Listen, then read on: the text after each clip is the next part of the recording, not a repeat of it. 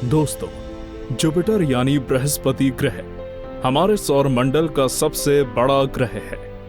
ये इतना विशाल है कि हमारे सौर मंडल में मौजूद सभी ग्रह 2 बार इसमें समा सकते हैं।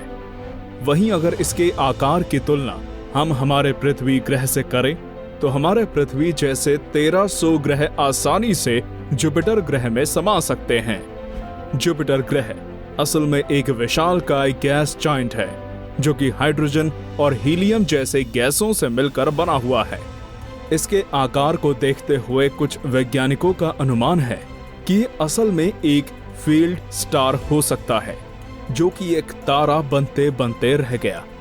पर क्या असल में जुपिटर ग्रह इतना विशालकाय है कि ये एक तारा बन सकता है? और क्या होता अगर जुपिटर सच में एक तारा होता? क्या तब भी हमारे धरती पर जीवन पनप पाता या हमारे धरती पर जीवन का अंत हो जाता? और इसका हमारे सौर मंडल और दूसरे ग्रहों पर क्या असर होता है, ये सब जानेंगे आज हम इस वीडियो में। तो नमस्कार दोस्तों, आप देख रहे हैं रहस्य टीवी और चलिए शुरू करते हैं। दोस्तों, आज से लगभग 4.5 बिलियन साल पहले विशाल गैस और डस्ट के बादलों में हलचल शुरू हुई और यहीं से हमारे सौर मंडल के निर्माण की शुरुआत हुई।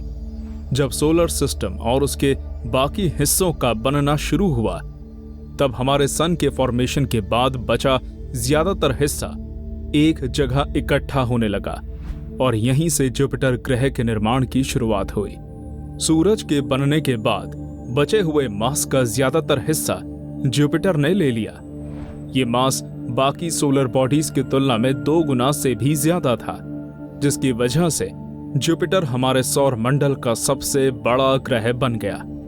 माना जाता है जुपिटर ग्रह के निर्माण की शुरुआत किसी तारे की तरह ही हुई थी, क्योंकि ये उन्हीं एलिमेंट्स से मिलकर बना हुआ है जिससे किसी तारे का निर्माण होता है।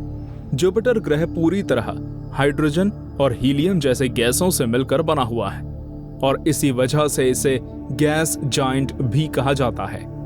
सूरज के निर्माण के बाद हमारे सोलर सिस्टम में इतना मास नहीं बचा था कि जिससे जुपिटर ग्रह इतना विशाल और डेंस हो सके कि ये किसी तारे के जैसे इग्नाइट हो सके। लेकिन किसी भी तारे के चमकने के लिए हाइड्रोजन और हीलियम का फ्यूजन होना जरूरी है। जुपिटर एक ग्रह के रूप में सबसे बड़ा है, लेकिन वो एक तारे की तुलना में बहुत छोटा है और इतने कम सरफेस और मास के कारण इतना प्रेशर उत्पन्न नहीं हो पाता कि हाइड्रोजन का हीलियम में फ्यूजन शुरू हो पाए। इस वजह से जुपिटर को फील्ड स्टार भी कहा जाता है, क्योंकि स्टार्स के समान एलिमेंट्स होने के बावजूद भी ये फ्यूजन कराने में समर्थ नहीं हो सका। वैज्ञानिक जुपिटर ग्रह की तुलना ब्राउन ड्वार्फ्स से करते हैं। ब्राउन ड्वार्फ्स, जिन्हें फील्ड स्टार्स भी कहा जाता है, ऐसे विशाल सोलर बॉडीज होते हैं जो कि इतने विशाल होते हैं कि इन्हें ग्रहों की श्रेणी में नहीं रखा जाता और ये इतने भी विशाल नहीं होते कि इनमें मौजूद एलिमेंट्स में किसी तारे की तरह फ्यूजन शुरू हो पाए। अभी तक जुटाई गई जानकारियों के अनुसार किसी भी ग्रह को ब्राउन ड्वार्फ बनने के लिए हमारे जुपिटर ग्रह से करीब 15 गुना ज्यादा मास मौजूद होना होगा। अगर हम सन की बात करें तो हमारा सूर्य फ्यूजन के माध्यम से अपनी ऊर्जा पैदा करता है। विशाल गुरुत्वाकर्षण हाइड्रोजन को इस पॉइंट तक कंप्रेस कर देता है कि हाई प्रेशर और हाई टेम्परेचर की वजह से हाइड्रोजन हीलियम में फ्यूज होना शुरू हो जाता है। इसी प्रोसेस को फ्यूजन कहा जाता है और इससे पैदा हुई एनर्जी की वजह से ही सूरज को अपनी चमक मिलती है। इतने बड़े प्रोसेस को अंजाम देने के लिए बहुत ही ज्यादा प्रेशर और ग्रेविटेशनल फोर्स की जरूरत होती है, लेकिन जुपिटर सूर्य के आकार से तुलना में काफी छोटा है। साथ ही इसका मास किसी तारे के मास से हजारों गुना कम है। लेकिन यह जरूरी नहीं है कि कोई तारा हमारे सूर्य जितना ही विशालकाय और डेंस हो। हमारे ब्रह्मांड में और भी ऐसे तारे मौजूद हैं जो कि हमारे सूर्य की तुलना में काफी ज्यादा छोटे और कम चमकीले होते हैं, जिन्हें रेड ड्वार्फ स्टार्स भी कहा जाता है।